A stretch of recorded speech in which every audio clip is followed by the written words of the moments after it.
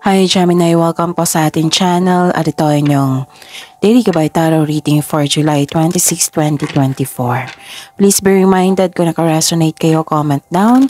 Kung hindi kayo naka-resonate, ibigay niyo po sa iba kasi general reading po ito.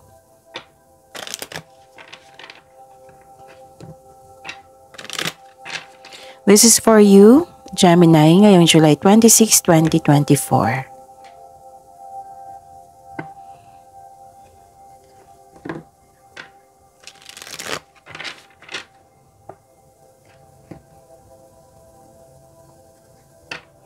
Maraming salamat po sa inyong patuloy na suporta at maraming salamat po sa mga hindi nag-skip ng ads. Gamitin ang reading na ito bilang gabay lamang. Sa mga hindi pa nag-subscribe, subscribe na po kayo at click bell notification para malaman nyo na may bago tayong upload. May lumabas dyan sa screen nyo ngayon, panoorin nyo po at sundin ang instruction.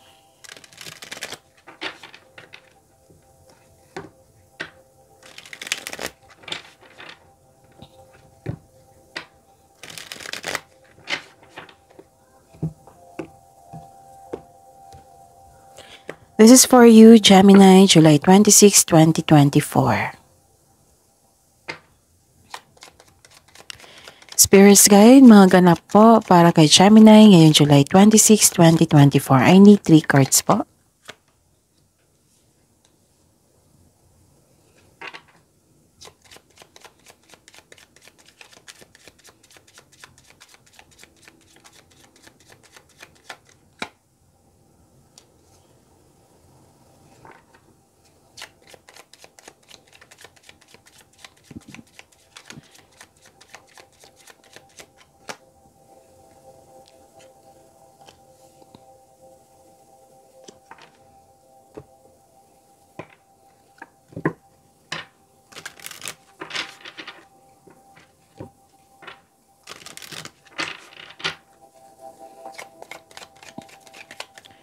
Spirits Guide, advice nyo po para kay Gemini ngayong July 26, 2024. I need 2 cards po.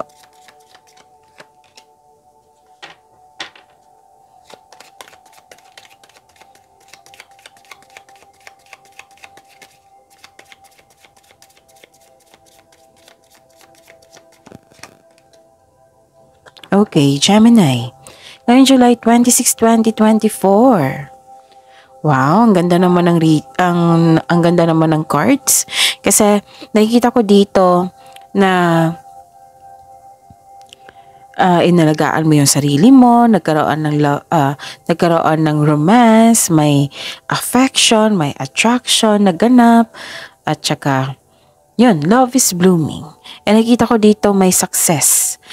Actually, ang ganda talaga ang mensahe ngayon kasi ano to good luck and good karma. And this is naka-receive kayo ng recognition.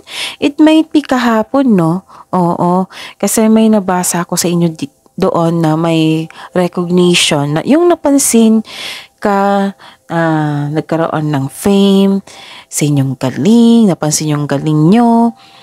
Siguro may natapos kayong proyekto or ginagawa dyan na naging successful. Kaya naka-receive ka ng compliment, rewards, recognition. Okay? So again, may good luck and good karma ako nakita dito. And you are very happy sa mga nangyari. Tapos, yes, nakatadhana to sa inyo. May ganap na nakatadhana sa inyo. Success, rewards, good luck, good karma, positive opportunities, and things going your way. Yes, nakita ko dito na happy kayo. And, ang higit sa lahat, may nakita ko ditong cash flow. Yes, maraming transaction. May nakita ko ditong prosperity. Wow. And, yun, may parating po kayo na malaking pera, which is expected nyo po ito, Gemini. Transactions, cash flow, prosperity, yun. Mukhang mag-outing kayo, no? Kasi na may nakita ko ditong body of water or mag-travel kayo na through ship, yung barko, ganon. Pwedeng ganon. Wow, ang ganda ng reading So, Gemini, Ang advice po para sa inyo is let go of convention and follow your own unique path. And let go of others. Puro let go, no? Let go of others' thoughts and opinions. It is time to embrace who you really are.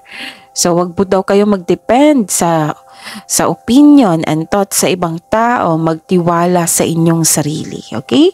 So, let go of convention and follow kung ano ba yung traditional na yan.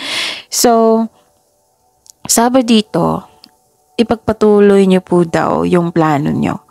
Oo. Kasi may nakita ko dito ang plano eh. Yun. Believe in yourself, trust yourself, and have faith sa universe. Okay? Yun.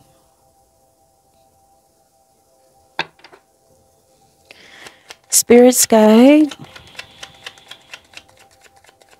Ano po ang energy ni Gemini ngayong July 26, 2024?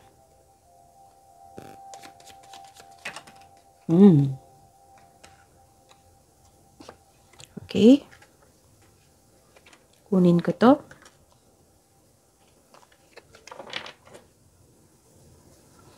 Okay. So,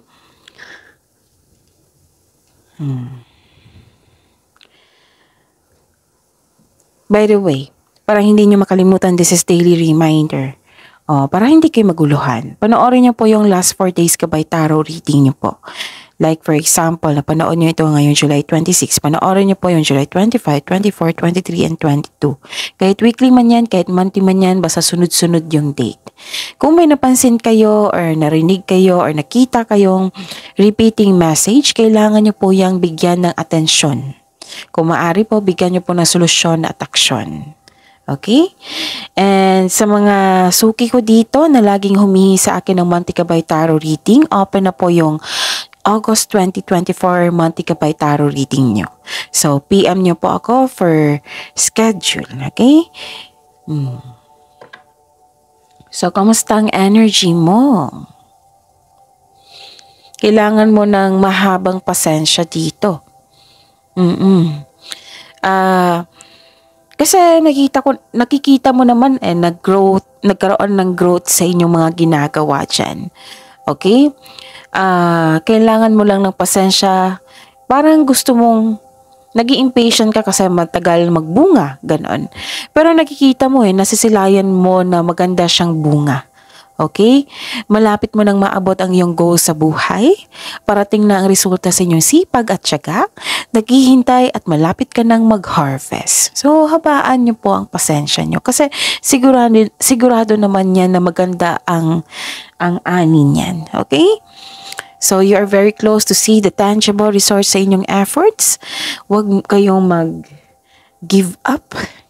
Stay positive and be grateful. Yes naman, kasi Gemini, alam nyo na maganda ang bunga. It might be disappointed kayo kasi matagal, okay? Disappointed ka sa current situation mo ngayon. Feeling mo dapat lume-level up ka na. So, this card tells you na parte ito ng proseso. Have faith, patuloy mo lang yung pagsisikap mo, pagsisipag sa trabaho, dahil check naman yun na ma-achieve mo yung gusto mong posisyon o kasaganahan sa buhay. So, habaan po ang pasensya.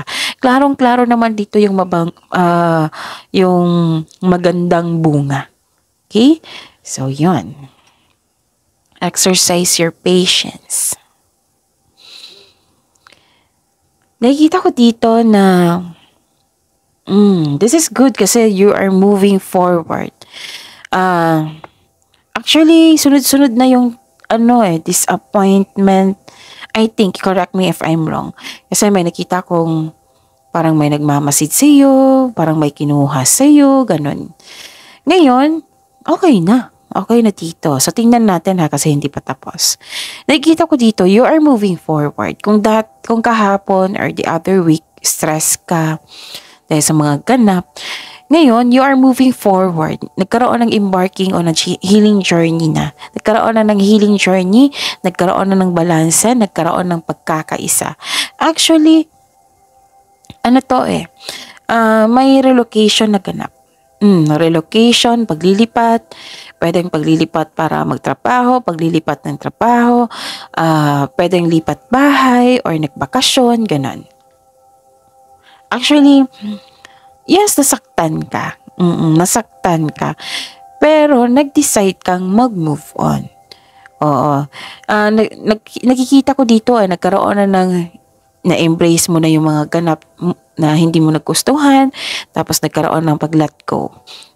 You're embracing the situation and nagkaroon na ng pag-let go and healing journey.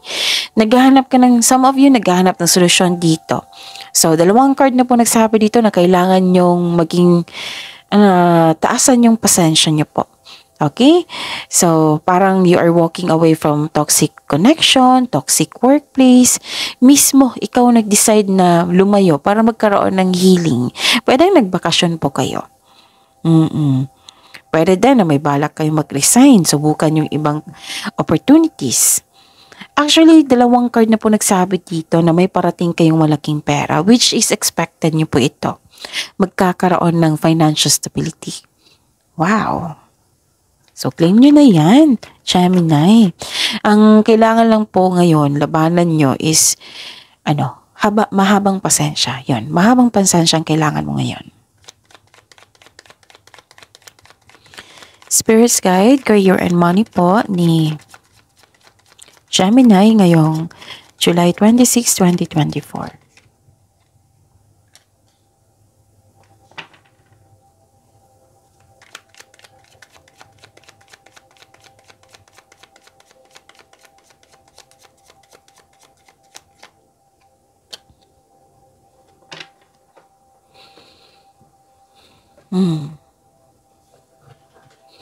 Okay.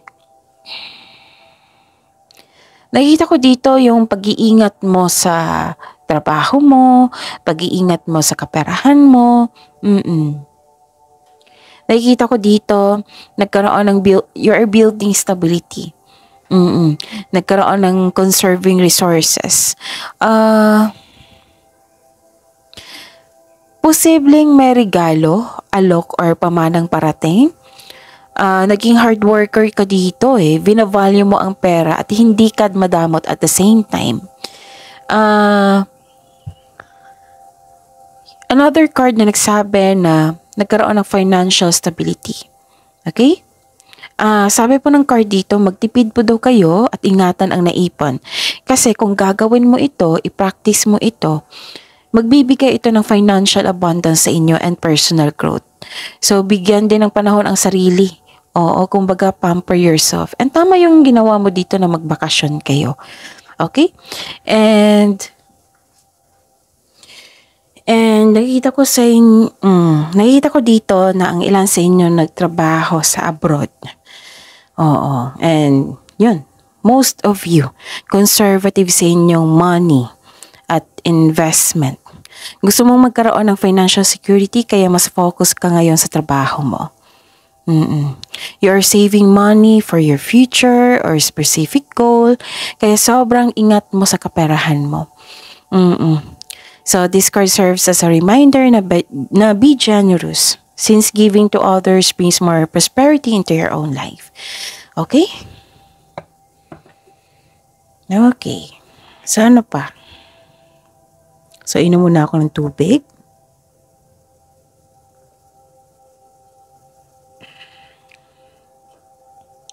Okay. Nakikita ko dito na this is good kasi may tao na gustong maghingi ng sorry sa iyo. Guilty po siya. Alam niyang mali yung ginawa niya sa iyo.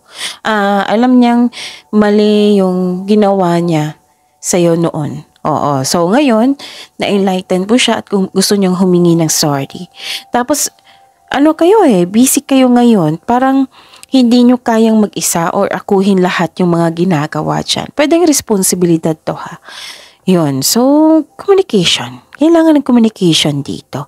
And baka sa sobrang pagod to. Okay? Kasi ang pagkakilala ko kay Gemini, kayang-kaya yan Pero, yun.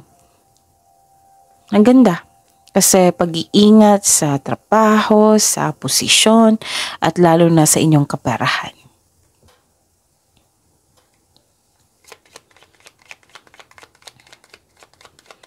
Spirit's Guide, Love Life, Self-Love, Partnership, and Romance to Gemini on July 26, 2024.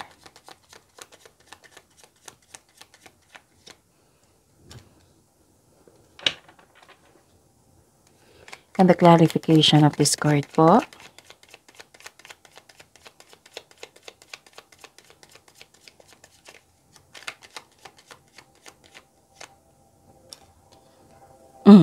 Okay.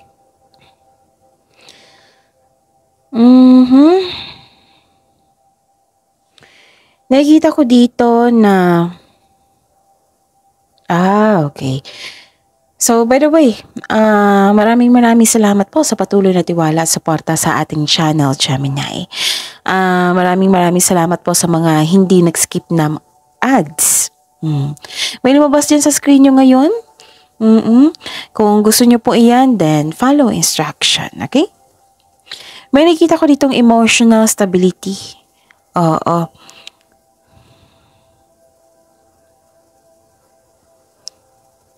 Okay.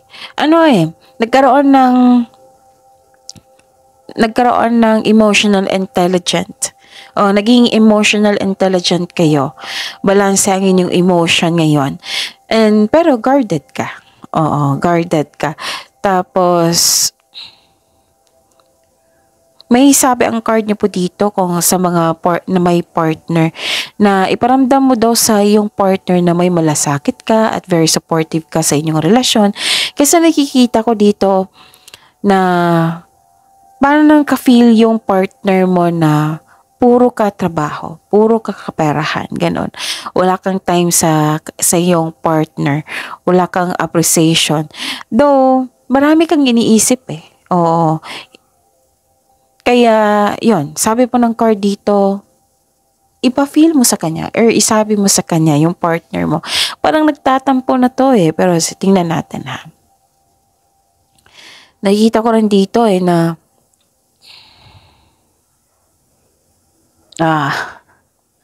yun nga. Kuhang-kuha dalawang card. Sabi po dito, huwag niyo po daw hayaan na magreklamo ang partner mo dahil sobrang busy mo sa trabaho. Oo. Hindi mo naman sinasadya ito, Gemini, kasi sobrang sipag nyo, talino nyo, very productive kayo sa araw-araw. Yun. Ang sabi po dito, may concern may nagrereklamo na yung kasamahan mo dyan or partner mo kasi you are too much focused on material wealth. Okay? Tapos, ingatan nyo din yung kaperahan nyo. Okay? Kasi baka mapagasta kayo Or may concern din dito sa hindi marunong mag-handle ng money. So, communication po. And I consider this reading is very good. Ang ganda ng reading nyo ngayon, okay? So that's it. See you tomorrow, Gemini. Please like, subscribe, and click bell button for notification para updated po kayo sa daily tarot reading natin. Maraming salamat po.